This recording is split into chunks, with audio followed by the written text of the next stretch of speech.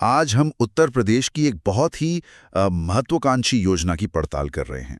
एक जिला एक उत्पाद यानी ओडीओपी। हाँ। खाने पीने की चीजों से हमेशा एक अच्छी शुरुआत होती है। हाँ, तो पहला जिला है सिद्धार्थनगर और इसका उत्पाद है काला नमक चावल। काला नमक चावल, हाँ सुना है मैंने। और इसे याद रखने की ट्रिक ये है कि सिद्धार्थ यानी भगवान बुद्ध वो बहुत सादा भोजन करते थे, हाँ, जैसे काला नमक और चावल। ये एक बेहतरीन शुरुआत है क्योंकि ये ट्रिक सिर्फ एक नाम को नहीं बल्कि एक गहरे सांस्कृतिक संबंध को पकड़ती है। अच्छा। हाँ, काला नमक चावल कोई आम चावल नहीं है। इसे बुद्ध का महाप्रसाद भी कहा जाता है। अरे वाह, ये तो मुझे नहीं पता था। जी, इसे जीआई टैग भी मिला हुआ है और इसकी खासियत इसकी तेज सुगंध है।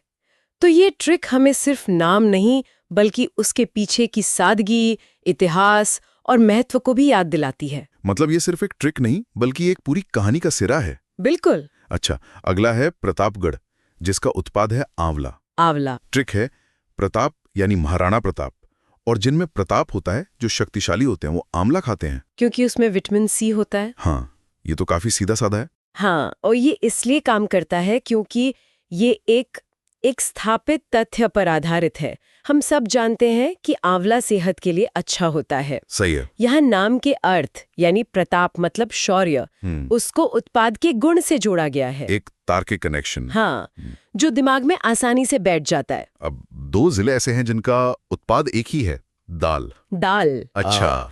ये है गोंडा और बलरामपुर। गोंडा के लिए ट्रिक थोड़ी फिल्मी है।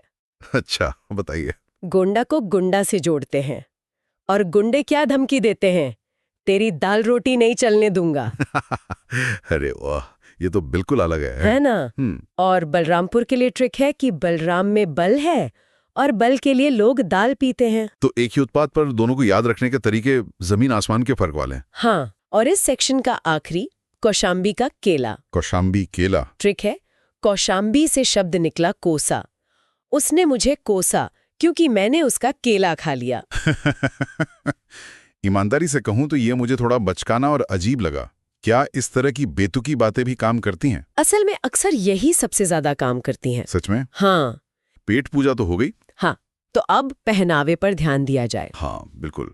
और ये दिलचस्प है कि उत्तर प्रदेश की पहचान सिर्फ स्वाद तक ही सीमित नहीं है। नहीं, बिल्कुल नहीं। ये तो उस क्षेत्र के धागों में भी बड़ी खूबसूरती से बुनी हुई है। धागों की बात की है तो चलिए कपड़ों और टेक्सटाइल की दुनिया में चलते हैं। चलिए। शुरुआत नवाबों के शहर लखनऊ से। उत्पाद है चिकनकारी। चिकनकारी क्लासिक। इसकी ट्रिक भी नवाबी है। लखनऊ यानी लक। हाँ। जिसका लक अच्छा होगा उसे खाने में चिकन मिलेगा और पहनने के लिए चिकनकारी के कपड़े। क्या बात है, ये तो पूरा पैकेज है। मैंने लखनऊ जाकर चिकनकारी का काम देखा है और ये वाकई कमाल का है। कारीगर घंटों तक एक ही कपड़े पर झुके रहते हैं। आपने सही कहा, लखनऊ और चिकनकारी का रिश्ता बहुत गहरा है। ये सिर्फ एक उत्पाद नहीं, शहर की तहजीब का प्रतीक है। ये कला यूं समझ लीजिए मूल रूप से फारस से आई और मुगलों के समय में लखनऊ में फली फूली। और फिर आता है वाराणसी, जिसका उत्पाद है बनारसी रेशम साड़ी। बनारसी साड़ी। स्रोत कहता है कि ये इतना विश्व प्रसिद्ध है कि इसके लिए किसी ट्रिक की जरूरत ही नहीं है। बिल्कुल सही। अब कुछ ऐसी जगहों पर आते हैं जहां उत्पाद का नाम थोड़ा सामान्य है, जैसे हरदोई। हरदोई। उत्पाद है हथकरघा यानी हैंडलूम। ट्रिक है हरदोई यानी हर कोई। हर कोई हाथ का बना कपड़ा पहनना चाहता है। ये ट्रिक शब्द के सरल विखंडन पर आधारित है। हरदोई से हर कोई निकालना और उसे हथकरघा की अपील से जोड़ना इसे सीधा और प्रभावी बनाता है। हाँ, लेकिन हथकरघा या वस्त्र उत्पाद जैसे शब्द ये थोड़े आम नहीं हैं। बिल्कुल। इटावा और बाराबंकी दोनों का उत्पाद वस्त्र उत्पाद है। इटावा के लिए ट्रिक है इटावा यानी ईट। घर ईट से बनता है, पर तन ढकने के लिए तो वस्त्र चाहिए। अच्छा कनेक्शन है। और बाराबंकी के लिए है बड़ा बाकी। दुकानदार के पैसे बड़ा बाकी रह गए क्योंकि बहुत सारे वस्त्र खरीद लिए। ये भी अच्छा है। ये ट्रिक्स उन सामान्य शब्दों में भी एक कहानी डाल देती है। बिल्कुल, और यही उनका उद्देश्य है, सामान्य को भी विशिष्ट और यादगार बनाना। सही है। ओके, चलिए अब कपड़ों से आगे बढ़कर उत्तर प्रदेश के कुछ विशेष शिल्पों और कलाओं की ओर बढ़ते हैं। हाँ, ये मेरा पसंदीदा सेक्शन है। पहला है अमरोहा वाद्य यंत्र, खासकर ढोलक। ट्रिक कहती है अमरोहा यानी अमर। जिसने ऐसी ढोलक बजाई वो कलाकार अमर हो गया। ये तो बहुत काव्यात्मक है ना? और ये सिर्फ कोई भी ढोलक नहीं है। अमरोहा की ढोलकें आम, शीशम और सागौन की लकड़ी के खोखले टुकड़ों से बनती हैं। अच्छा। हाँ, और हर लकड़ी की अपनी एक अलग गूंज और आवाज होती है। ये कला सिर्फ बजाने की नहीं, बल्कि सही लकड़ी को पहचानने और उसे तराशने की भी है। वाह, तो ये ट्रिक उस कला और कलाकार के सम्मान को दर्शाती है। ये जानना तो बहुत दिलचस्प है। अगला है कासगंज जरी जरदोजी। जरी जरदोजी। इसकी ट्रिक है कासगंज यानी कस। इसे कस के पकड़ो वरना जरी खराब हो जाएगी। ये तो बहुत प्रैक्टिकल है और ये ट्रिक उस शिल्प के व्यावहारिक पहलू से जुड़ी है। जरी जरदोजी का काम वाकई बहुत नाजुक और बारीक होता है। हाँ, बहुत। तो ये ट्रिक उस काम की नजाकत को एक छोटे से वाक्य में समेट लेती है। अब कुछ शहर ऐसे हैं जो अपने उत्पादों से इस कदर जुड़े हैं कि उन्हें ताला नगरी, पीतल नगरी और सुहाग नगरी ही कहा जाता है। अलीगढ़, मुरादाबाद और फिरोजाबाद। हाँ, इन्हें तो शायद ही किसी ट्रिक की जरूरत हो। आपने बिल्कुल सही पकड़ा। इन शहरों ने अपने उत्पाद को अपनी पहचान बना लिया है। ये ब्रांडिंग का एक क्लासिक उदाहरण है जो दशकों या सदियों में विकसित हुआ है। ओडीओपी जैसी योजनाओं का अंतिम लक्ष्य यही है कि हर जिला अपने उत्पाद के लिए इसी तरह जाना जाए।